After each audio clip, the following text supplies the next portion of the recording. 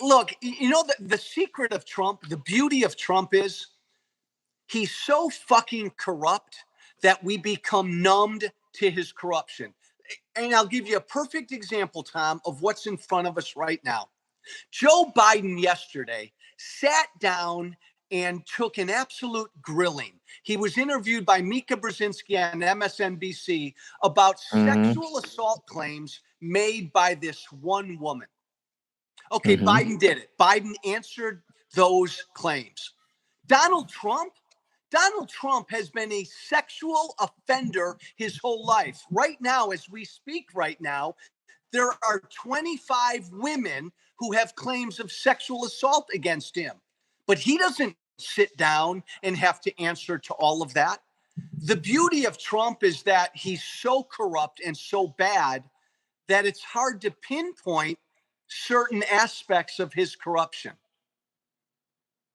Yeah. If that makes sense. It does. It does. I mean, I think oddly enough, people have a different standard for Trump when it comes to relations with women. I think they just think, well, that's just Trump, Right. But think, Tom, you're right.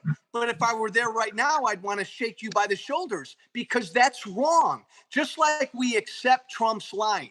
He tells us 20 lies a day. If we accept that, do we understand that we're giving a President Joe Biden permission to lie to us? Come on, we're better than that. And if we say, oh, that's just Trump with women. Yeah, he grabs women by the pussy because he said that. He publicly bragged about that. If we accept that, then we're accepting that among all our politicians. We're better than that. All right. Now, Trumper for Yang, you've got him very curious. So he has another question. He's saying, do you really think in your heart of hearts that Joe Biden will beat Trump? Or are you allowing your contempt of Trump to cloud your judgment? Because, he's doing pretty well in the polls. He has a very, very reliable base. And who knows, maybe if we come out of this COVID thing and the economy perks up again, he'll declare that it was his leadership and total authority that did it. So, and again, our Trump voter listening, I don't know if he's a total mega head, but here's what we know. So let's go to the data. From the moment Donald Trump raised his right hand in January of 2017 and was sworn in as president, in every single special election in this country since Donald Trump was elected, Democrat turnout has been through the roof and Republican turnout has not. And then you go to the 28 midterms, which was a referendum on Donald Trump. In 2018, Tom, we had the largest differential between the two parties in a midterm when it comes to voter turnout in this country's history. Democrat turnout far surpassed Republican turnout. I think the resistance to Trump is profound. Can we be honest? Nobody thought this fucking goof would win in 2016. A lot of Democrats stayed home. Hillary, by the way, sucked. She was a horrible candidate. Nobody liked Hillary. Bill doesn't like Hillary. I mean, Hillary was a terrible candidate. A lot of Democrats stayed home. We now have almost 4 years of Donald Trump in the White House. I'm telling you, people will crawl across broken glass to get him out of there. So you're predicting a pretty strong turnout from folks who are just tired of Trump, and those will be more than the folks that go to those MAGA rallies, because those rallies are pretty huge. Yeah, but those rallies are the small sliver of his hardcore base. Tom, when I was primarying Trump before the Iowa caucus, he had one of those stupid rallies in Des Moines, Iowa. And I went to the rally. I didn't go to the rally, but I worked the line of the Trump supporters before the rally. I'm a Republican running for president, so I talked to 1,000 Trump supporters in line. And one thing I found out was it's like a traveling circus. A lot of these people were not from Iowa. They go to every Trump rally. They're like, again, they're like cultists. None of them can acknowledge that Donald Trump does anything wrong. I asked 40 people in line, Tom, 40, a simple question. Has Donald Trump ever lied to the American people? All 40 people told me no. This is a small sliver of the American people. Go to the data. In every election since Trump got elected, the Democrat turnout is way, way, way past the Republican turnout. I have an interesting comment here from Ang L. He's saying, this is a Republican that I would vote for over Joe. Joe Walsh, Yeah. have you thought about getting back into the ring, or are you pretty good for now? Well, I think I'm a man without a country now, Tom, because I left the Republican Party because it's a fucking cult, and this is not my Republican Party. So, and look, I'm not a Democrat because I'm libertarian. I believe in it's my life, leave me alone, government generally stay away. I don't know that I have a group of people big enough to support where I am politically right now. I'm kind of in the wilderness, but I do believe toward what that listener just said, and what you and I talked to at the top. I think the two-party fucking system is breaking up before our eyes. I think Donald Trump is like the final dying spasm of the Republican Party. Yeah. Well, I hope there will be some change. I'm like I said, I also, a lot of people will say, oh, because folks like you are saying that Trump is an existential threat to the republic. It's a very strong accusation, right? Huge. And so, can you share a little bit about why you think one man who, yes, he's been married a few times, he's paid off, right? So he's done. He plays fast and loose with the facts, and he's a showman. Someone could argue like, well, just let him do his thing. It's like he no one person can take down the republic. So it's a serious charge. He's an existential threat. And when you read my book, Fuck Silence, I make the claim in there that he is fundamentally unfit. So when I call Trump unfit, what do I mean? Here's what I mean. He's fundamentally incapable of telling the truth. That's a problem. Point number two, he's fundamentally incapable of putting the country's interests ahead of his own.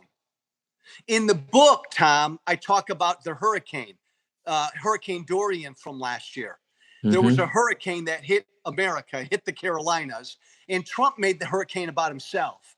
He, remember the Sharpie, and he screwed around on the map of the hurricane. Yeah, moved west. Yeah, moved west. So while our fellow Americans in the Carolinas were getting pummeled by this hurricane, all Trump cared about was how mean the media was to him. Well, fast forward now, you've got a deadly pandemic. You and I are talking right now. 66,000 Americans are dead. Trump's got blood on his hands. Here's the deal. Trump knew in late December and early January that this was a big deal. He ignored the intelligence. He ignored the experts. He downplayed the virus. He lied to the American people for 2 months about the virus. Why? Because he's incapable of putting what's best for the country ahead of himself. All he cared about was his own reelection. He didn't want anything to get in the way of that. And because of that, millions and millions of Americans have lost their livelihoods. 66,000 of us are dead. Don't tell me that's not an existential threat. The final thing I'll say, Tom, is Donald Trump is an authoritarian. This one hits me right here, man. I love the American Revolution. We fucking rebelled against a king. We said we did not want to be ruled by a king. Donald Trump looks at himself as a king. That's fundamentally anti-American. So let me play devil's advocate just because it's fun. Someone could argue they could say, well, if you replace Trump with Hillary, and I agree with you, she was an extremely flawed candidate, but let's just say in an alternate universe, she were president, and this virus comes out of Wuhan and apparently comes into the U.S. long before January. Like they say, it was like kind of circulating in December. Like would it really have been that different? Yeah, she probably wouldn't have played it down as much. Maybe the lockdown would have happened a little bit earlier, but America will come out of this, and we'll find a cure.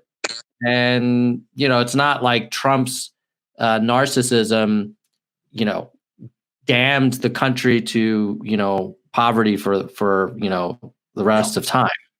No, we'll rebound. Again, in spite of Trump, we'll get through this. So if you've got a President Hillary or a president almost anybody else, and they find out in mid to late December and early January and throughout January that this is a fucking big deal, we better get ready for it.